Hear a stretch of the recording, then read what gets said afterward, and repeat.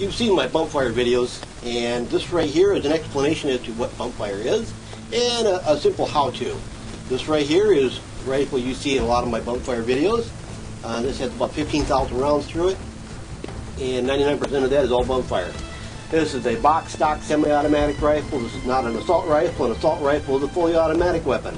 This right here is semi-automatic only, and it has no modifications whatsoever been done to this weapon.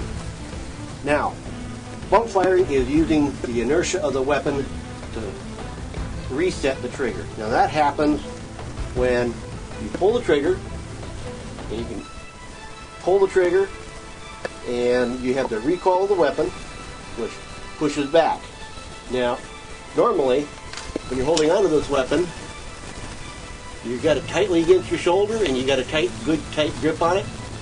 Now, when you fire the weapon, you get just the normal one round. Now, to change that, you're not having anything up against the buttstock. What you're doing is you're pulling the trigger, the weapon recoils, but you have to keep this motion going. In order to do that, what you're doing is you pull forward on the weapon with your left hand. So, in this case, I'm pulling forward. I'll make it simpler, right from the underarm here. If I pull forward on the weapon, I'm talking a good hefty pull. Pull forward on it, as you can see.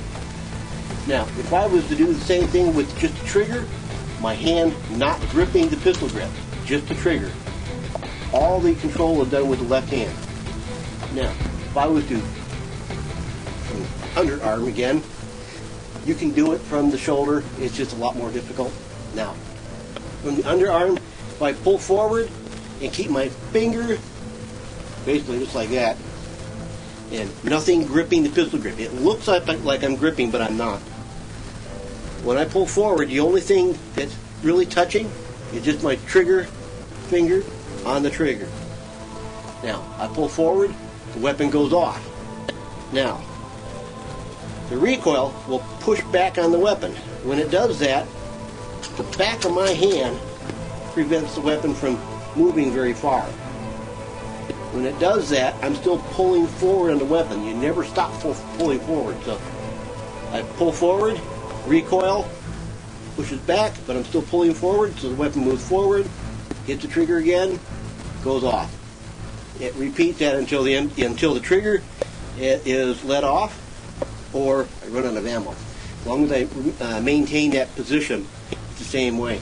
Now, I can speed up the recoil and keep the round per minute at a higher rate by gripping tightly or slightly tightly with my underarm.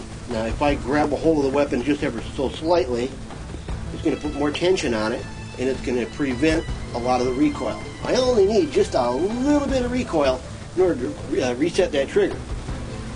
Now, if I hold it tighter, it'll shoot faster. If I hold it looser, it'll shoot slower. So you can actually control the rate of fire doing this system. Now, the same thing with an AK. With an AK, it's got more recoil. When you pull the trigger, you've got a longer, harder recoil. Now, you can do this with just about any semi-automatic rifle, and this includes semi-automatic hunting rifles. It'll do the same thing, as long as you're able to grip the weapon. Now, the lighter the weapon, the easier it is. If you have a semi-automatic rifle, such as the AR-15 like this, if you have a flat top, take your optics off. If you have a rifle, make it as light as possible. This right here is the carbine, so if you have the rifle, make it as light as possible. It can be done, as you've seen in my videos, nice and heavy like this. It can be done with the Beta magazine in it, and off a bipod, and off the shoulder, all at the same time. So it can be done, it just takes a lot of practice.